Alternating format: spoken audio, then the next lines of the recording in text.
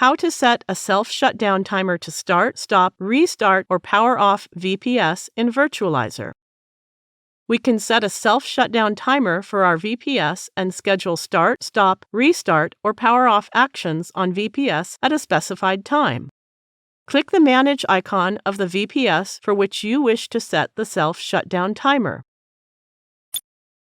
Now click the self-shutdown icon. Here we can set a particular date and time at which we want the virtualizer to take action. For instance, we wish to set 7 past 3 a.m. on the 25th of November, 2023, the time for the action to take place.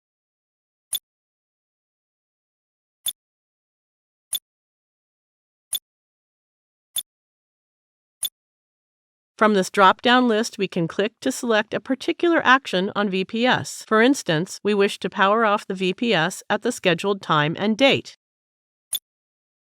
Now click the Save button. Success! We have set the timer. Thank you for watching.